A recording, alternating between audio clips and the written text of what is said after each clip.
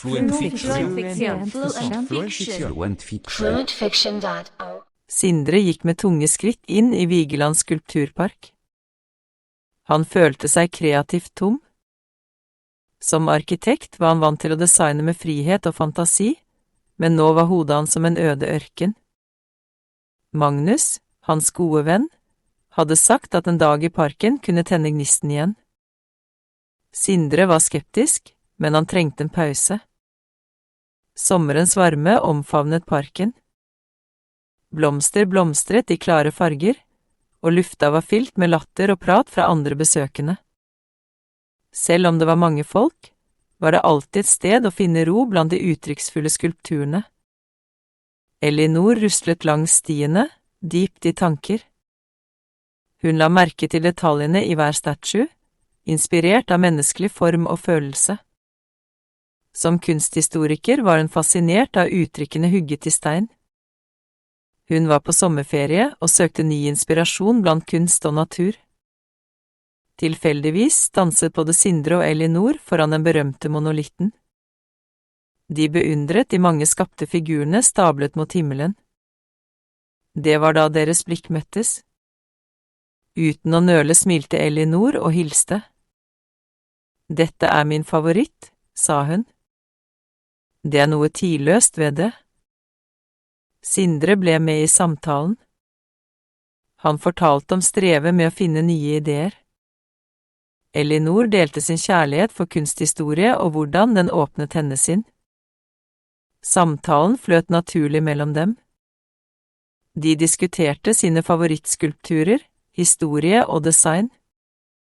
Tiden fløy, og Sindre merket at en ny idé sakte tok form i bakhodet. Kanskje inspirasjon kom fra mennesker og historier, ikke bare fra stille arbeid. Han følte en frisk strøm av kreativitet vekke inni seg. Sindre kjente på en ny letthet. Han innså at presset han hadde lagt på seg selv, hindrer kreativiteten. Nå, med ny inspirasjon fra dette møtet med Elinor, følte han seg begeistret for det som kunne komme. Kvelden nærmet seg, men lysten til å skape noe nytt hadde våknet. Sindre spurte Elinor om hun ville møte igjen. Kanskje de kunne samarbeide, kombinere kunst og arkitektur. Elinor nikket ivrig til forslaget. De forlot parken sammen, begge oppkledd over fremtidsutsiktene. Vigelands skulpturpark var ikke bare stedet hvor Sindre fikk tilbake sin kreative gnist. Det ble også stedet han satte pris på forbindelsen mellom mennesker. Noen ganger ligger inspirasjon i det uventede, i en samtale ved skulpturenes skygge. Let's take another listen. Here are today's vocabulary words. First in Norwegian, then in English. Tunge, tunge, tunge. Heavy, Kreativt, kreativt, kreativt. creatively, Øde, øde, øde. desolate, Tenne igjen, tenne igjen, tenne igjen. reignite, Tomhet, tomhet, tomhet. emptiness, Ørken, ørken, ørken. desert, Gnist, gnist, gnist. spark, Søkte, søkte, søkte.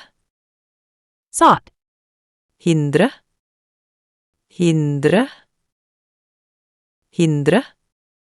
hinder, Latter, latter, latter.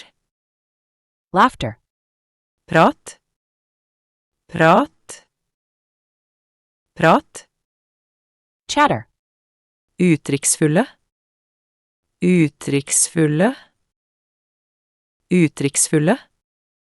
expressive, Stiene, stiene, stiene. paths, Fascinert, fascinert, fascinert, fascinated, møte, møte, møte, encounter, uventede, uventede,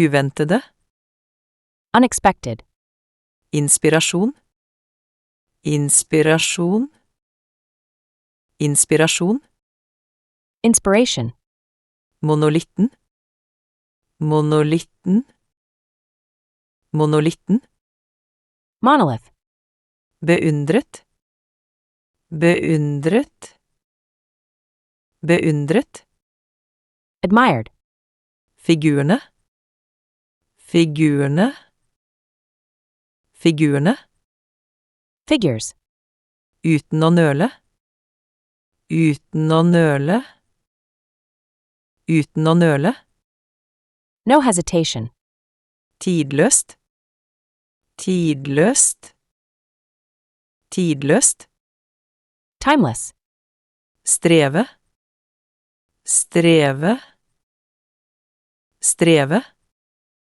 struggle, naturlig, naturlig, naturlig, naturally, vekke, vekke, vekke, awaken, hindret, hindret, hindret, hindering, presset, presset, presset, pressure, letthet, letthet, letthet, lightness, samarbeide, samarbeide, samarbeide, collaborate, fremtidsutsiktene, fremtidsutsiktene, fremtidsutsiktene, prospects, Fluent Fiction. Fluent Fiction.